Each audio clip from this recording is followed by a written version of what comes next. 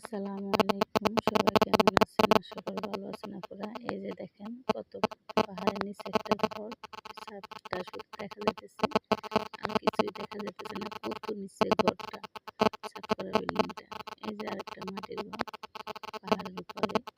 চতুর্পাশে শুধু টিলা আর টিলা। সবুজ শ্যামল ঘেরা আমাদের এই গ্রামটা। কিছু মানুষ পাহাড়ের নিচে বসবাস করে, কিছু মানুষ উপরে বসবাস করে। যারা উপরে বসবাস করে তাদের অনেক কষ্ট হয়।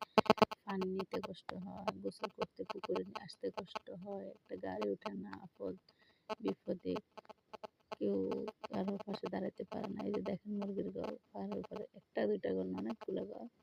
মুরগির আছে, গরুর আছে, ছাগলের আছে, মানুষের আছে। এই যে দেখেন কত বড় উঠানে যে হাঁস মুরগি চড়তেছে। পাহাড়ের উপরে হাঁস মুরগিরা উপরে উপরে থাকে, বৃষ্টি বাদল আসলে শুধু একটু পানি পায়। পাহাড়ের নিচে কিছু কিছু কমে আসে, আবার কিছু কিছু নামে না। এই যে দেখেন কত উপরে আছে। এই যে নামতেছি, পাশে দেখাইতেছি রাস্তাটা, পাশে থাকেন। এর মাঝে একটা ছোট্ট করে কথা বলি আপু ভাইয়ারা, আমার ছোট্ট একটা চ্যানেল রাশেদা গ্রাম বাংলা ইউটিউব চ্যানেল, সবাই সাবস্ক্রাইব করে দেবেন, পাশে থাকবেন। আমার অনেক আশা নিয়ে স্বপ্ন নিয়ে আপনাদের মাঝে আসলাম।